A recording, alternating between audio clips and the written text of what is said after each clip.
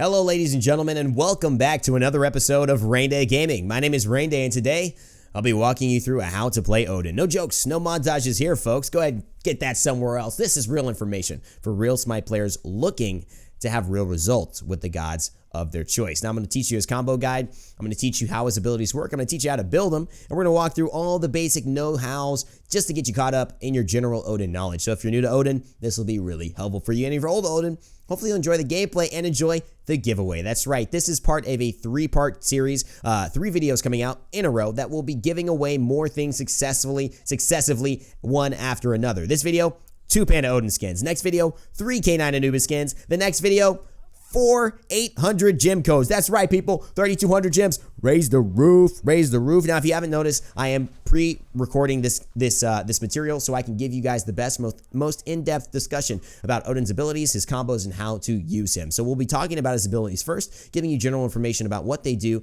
what the kind of stats are onto them, and then we'll be talking about his combos. Then we'll be talking about the build towards the end. Of course, the build is in the description below, and make sure that you check that out for all the good stuff that I list in there. Also, I would like to mention that for this giveaway coming up, all you got to do to enter is follow the directions in each video.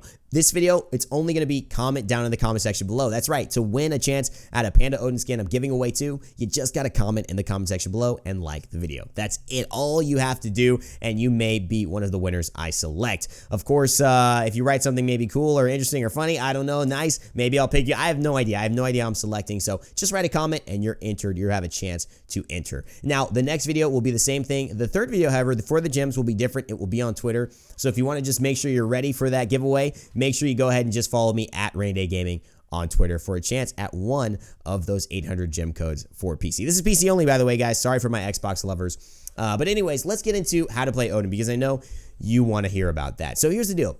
Odin is an extremely good warrior. He's one of the warriors that saw a lot of love in the early part of Season 3 because of the fact that Combat Blink was removed from the game. So essentially, Combat Blink was a way to immediately negate Odin's ring. You could basically buy it and guarantee yourself safe passage out of Odin's ring, which is pretty much his most iconic feature, that and his bird bomb. The aspect, however, to Odin that changed was that Odin, although very strong there, lost a lot of his favoritism due to other gods becoming a little stronger. Kumbhakarna becoming a little stronger in the meta.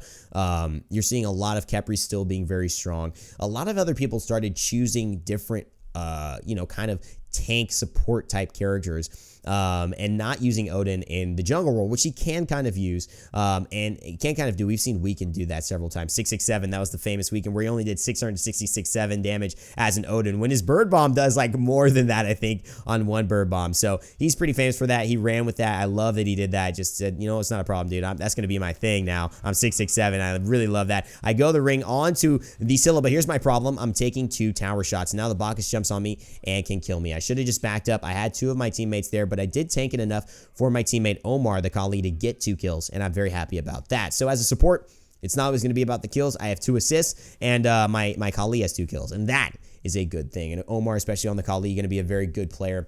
I'm very happy with that trade. But the thing is, because I bird bombed and got her down to such low health, we were able to get the kill. But because I bird bombed and didn't have my shield afterwards, I wasn't able to survive. So these are the things you have to think about when playing Odin. Now, of course, because there is no combat blink, like I said, she couldn't get out of that ring unless she wanted to use her teleport or a jump. The only people that can get out of Odin's rings are people who have teleports, jumps, some types of ultimates, like Freya's ultimate will get her out of there. But there are not a lot of people. If they don't have some type of huge movement ability or some type of go into the sky type thing, they cannot get out of Odin's ring, and that allows Odin to be very dangerous to certain team compositions. We still see a lot of people like enemies, very famous captain, Pain de Vion, pick up Odin just as a character he loves. He brings a lot to the table and forces you to play around him. Of course, Odin is pretty much the ultimate counter to healers because in his ring, there is absolutely 0 healing. There's 100% healing reduction. I believe someone was telling me there's a way to get more than the 1 multiplier of healing. Like you can get 1.45 if you get Gauntlet of Thieves and Rod of Asclepius. So that way you would still have a little bit of healing, but I'm still not sure about that. I'd have to verify that. I'm not exactly sure. He seemed like he was doing good math, but I'm not sure. So the idea is that with healers not being in the meta, And because, I don't know, other Guardians became a little bit more favored, Odin kind of fell off. And now he's not seen except for the characters that really like him, the players that really like him, like Pain to Beyond. Now, in my opinion, I really like Odin, and I think he's a really good warrior, but he's not really the best support that you can have. And so if you are going to pick him up, you may pick him up in the jungle lane, in the jungle side of things, or you may pick him up, I mean, solo lane's a little weird. It's kind of hard to do that with Odin. Even though you can, he just will probably get beat by a lot of the current, meta solo lane characters. As I get hit with I'm a monster, but Rattatasker's in my ring and hopefully going down. Kali is there. I run out of it with the Raven Shield that I have this time, and still it looks like she could be in trouble. She's got a root onto Deathwalker there, but the Bacchus jump hopefully eliminates it, but another double kill onto Omar, and this is what we like to see. Very, very good stuff there. The Bacchus has not died yet, though, and Omar's still a little low to basically chase and contest, and so am I. So let's talk about his abilities as you kind of know the state of Odin, where he's at. I think as more healers are introduced, Odin will always be a great counter for healers when healing becomes more meta, if it ever does. We don't know. So pretty much what I really like about Odin is his kit. It's very simple. It's very easy to understand. His number one is a lunge, does damage. Actually, let's get clear on the damage that it does. 300 plus 70% of your physical power. Very simple. You know, it's the same way you use lunges. The other thing that you'll see is very bad. Oh my God, that was horrible by the Scylla. What was that? That was just a bad. That was a very bad. I don't even know what that is. I forget the name, man. I don't know why I'm forgetting all of the names. There's just so much going on in my life. But Scylla has basically a teleport that she can use. Throws out her little monster to get some vision, and she could teleport to that. I do not know why I'm forgetting the name of that, but again, I think it's just because I've got so much going on. Anyway, she did a very bad spot, and I was able to just kill her very simply. Now, Odin's number one is a lunge, does a little bit of damage, actually quite a bit, and then his number two is Raven Shout. This can be used with his lunge to create the famous bird bomb, but it can also be used just by itself to be a shield of extra health, to basically give you a way to buffer any damage coming on you, give you some time for your cooldowns to come back up, and basically make you a pretty survivable character when on the run, because you've got a jump and you've got a shield and you've got your ring of spears, which people cannot cross if they're in it or if they're outside of it, and you block off like a hallway with it, so they just can't enter the hallway. A nice jump from me trying to get in there, but it looks like the damage isn't going to come. However, Scylla's I'm a Monster is off the mark as well, but what was this dash? She dashes into us. I use my ring because it's going to guarantee the kill, and just unbelievable. I have no idea what was going on there.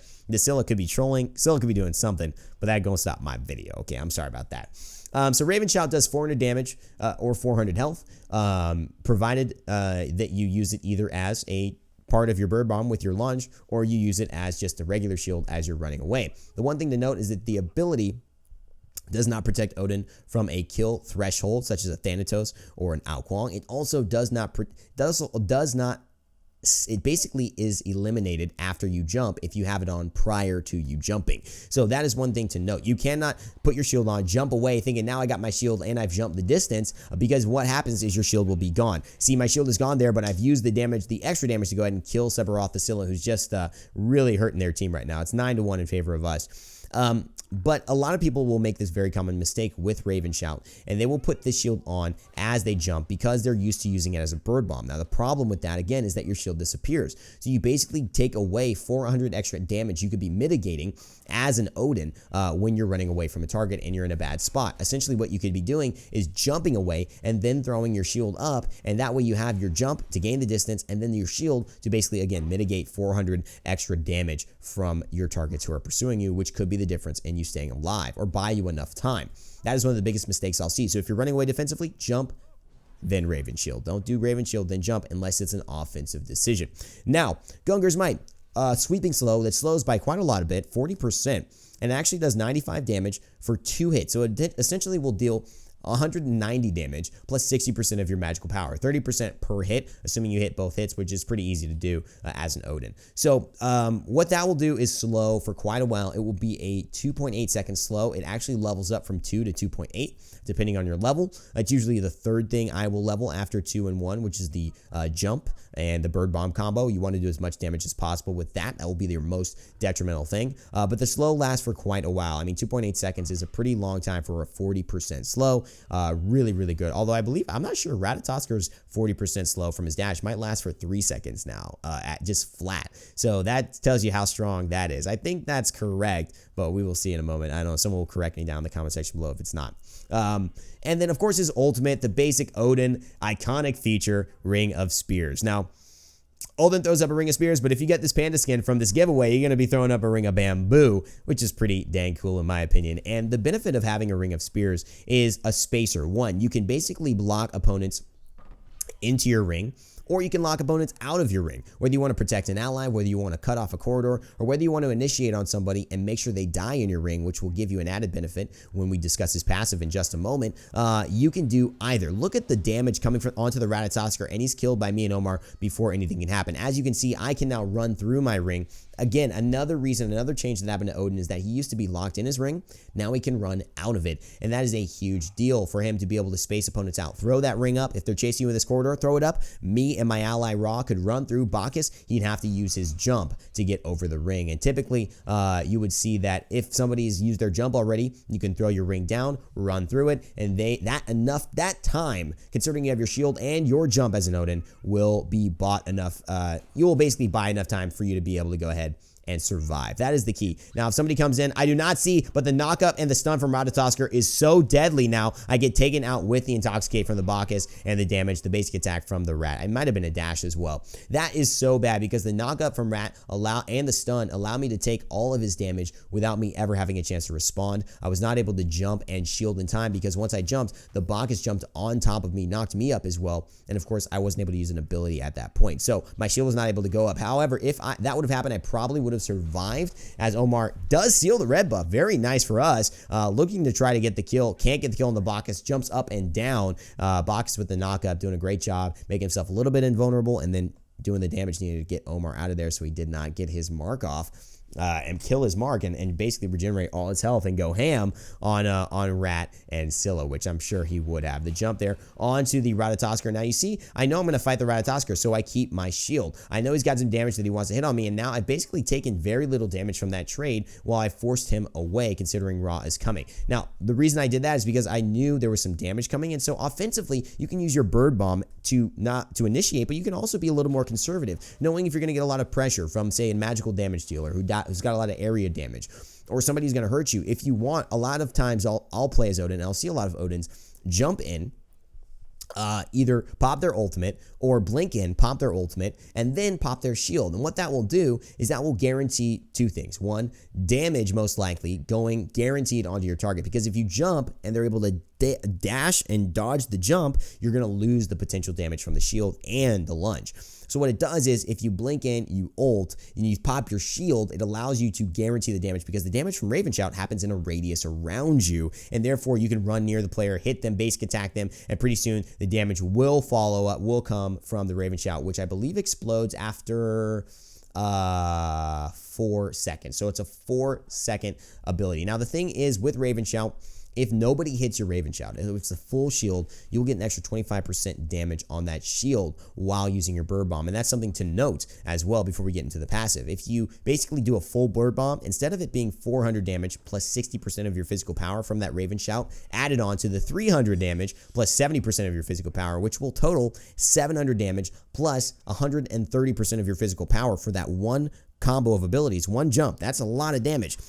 If you do that, you see the blink here coming immediately, and now I've got an ability to pop my shield. I don't need it yet because the Rat isn't here, but now the Rat is here, and I have my shield popped. As you can see, I'm popping it. I'm not sure if I want to jump yet. I decide to. I get the damage onto the Bacchus, not the Rat. I was trying to anticipate where he was going, but it's not enough. I'm here now trying to body block for my man, but it doesn't work, but I've got the basic attack onto the Ratatoskr, trying to run away. The Bacchus is pursuing me, but I'm waiting to hear if he jumps after me. If he does, he's going for the burp. I'm going to jump away, and now I've cleared myself up. See the cool little, man, that's some cool effects, man. This skin is dope. Look, he's got the eye patch as well. Man, I'm excited, man. I'm glad I got the skin. I'm glad I can give you guys some of this as well. This is pretty cool. Remember to comment in the comment section below, like the video, and stay tuned for the other giveaways too. That'll be really fun. So, pretty much what you will see is a 500 damage shield instead of 400 if you just do a clean Bird Bomb with nobody hitting a basic attack on you, no minions hitting you, full shield, you'll get an extra 25% damage. So that will then turn into from 700 damage to 800 damage base and 130% of your physical power.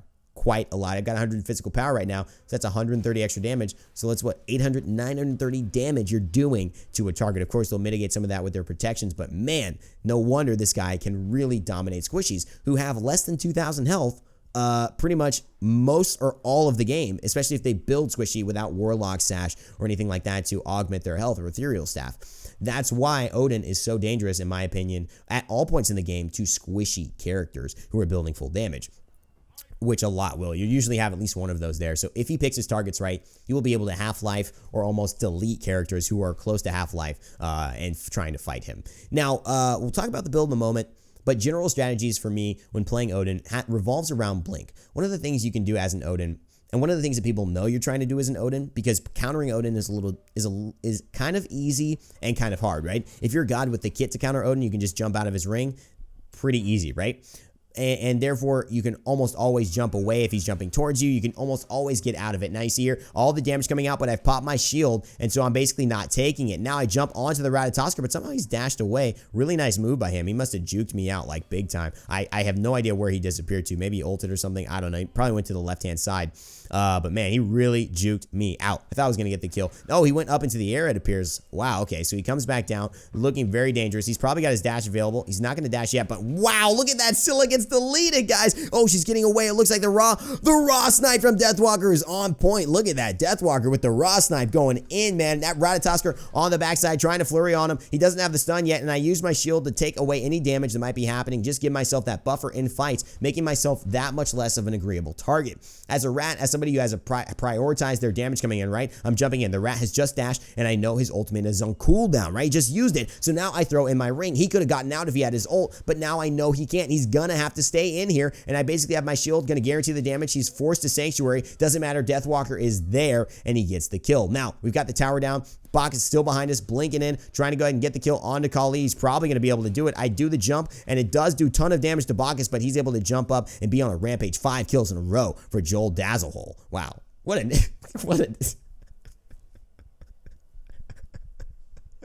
Joel Dazzlehole? Like, what are these names? That we need to do a series on the funniest Smite names that I come across. I come across the most hilarious names in these videos, guys. We come across so many funny names. Anyways, so it can become very predictable, right, for Odin if you're just going to jump in. So one of the ways to counter that is to blink in.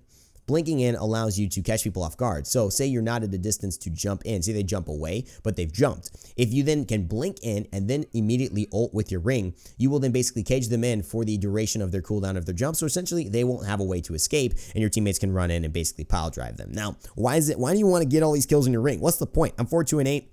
I've got these little like weird symbols over this my rotating thing above my character portrait there.